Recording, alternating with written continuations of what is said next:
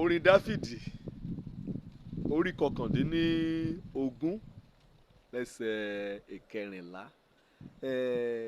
Ikọ̀ jẹ́ àṣàrò ọkàn mi àti ọ̀rọ̀ ẹnu mi. Ikọ̀ jẹ́ ṣe òtẹ́wọ́gbà níwájú rẹ, Olúwa Ọlọ́run mi àti agbára mi. Ọ̀rọ̀ kí olórin kọ ọ jẹ́ n kò mú ọ wí ọ̀rọ̀ ẹnu ọmọnìyàn àti àṣàrò inú ọkàn rẹ̀ ọyọ̀mọ ṣe òtẹ́wọ́gbà lọ Ọlọ́run Olódùmarè.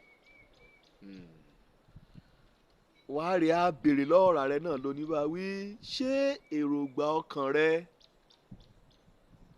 ṣé ọ̀rọ̀ kẹ́ jáde lẹ́rùn rẹ bóyá lè kọ̀kọ̀ àbí lè gbangba, ṣé ó ṣe òtẹ́wọ́gbà níwájú Ọlọ́run Olódùmarè?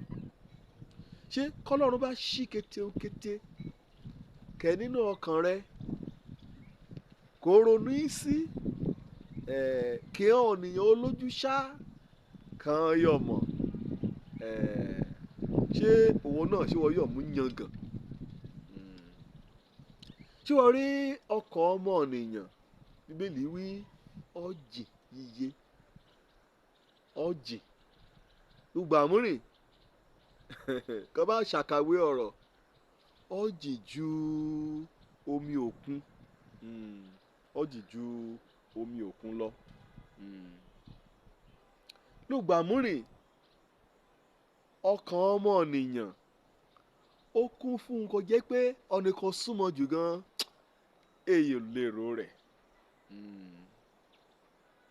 Ìbéèrè náà ni wí kéèrò ọkàn rẹ̀, torí Bíbélì wí kọ́nìyàn bá ti rò nínú ọkàn rẹ̀ bá gẹ́lẹ́ lè ọ̀nì ní ti yarí.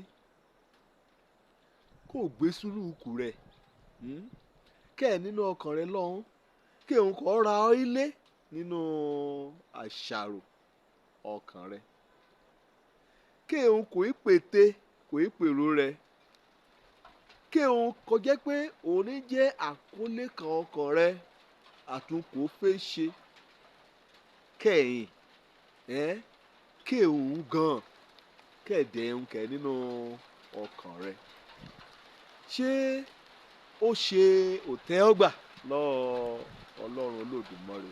Ṣé ọkàn rẹ ó gbé kàní? Ṣé ó ṣe déédéé níwájú Ọlọ́run? Yẹ́ o kò béèrè lọ́wọ́ ra rẹ kí orísun ọkàn rẹ kó wá ti mọ̀tì lé òmọ́tọ́ Ọlọ́run Olódùmarè. Hàn ti yí ọkàn rẹ ni, hàn ti yí padà. Wẹ́ẹ̀ ti ṣalábàápàdé agbára Jésù, ọ̀wẹ́ ní mọ́ kò nínú ẹ̀ṣẹ̀ rẹ̀. Kó bá jẹ́ pé ọkàn kó ta létè lébẹ̀, ọkàn ẹlẹ́ṣẹ̀ kò jẹ́ pé àjíṣe àjírò àjísọ rẹ̀ kété ohun burúkú ayé ni. Kí ọ̀rọ̀ ẹrù rẹ àti èròǹgbà ọkàn rẹ kó bá mọ̀ ṣe òtẹ́wọ́gbà níwájú Ọlọ́run, mọ̀ wọ́n ti wọnú wàhálà bá a ní. Lónìí wàá ronú padà ẹ̀ṣẹ̀ rẹ, wàá ké sọ́lọ́run Olódùmarè. Jésù ajákun mẹ́jẹ rẹ̀ á mú fọ ẹ̀ṣẹ̀ rẹ, á mú fọ ọ́ mọ́. Ògbẹ́ ní orísun kẹ̀yà jáde nínú ọkàn rẹ àbí ìrònú rẹ àti èrò ọkàn rẹ, ògbẹ́ níjà tó ṣe òtẹ́wọ́gbà níwájú Ọlọ́run. Kàn bá mo yí ọkàn rẹ padà, kọjá ọkàn kò jogún látọ̀dọ̀ Ádámù náà ló ti gbé ká ìrònú rẹ aburú. Oyún àárín bá o, ṣùgbọ́n kó dàkẹ́ alọ́ rẹ wàá mú pani kò rí sí.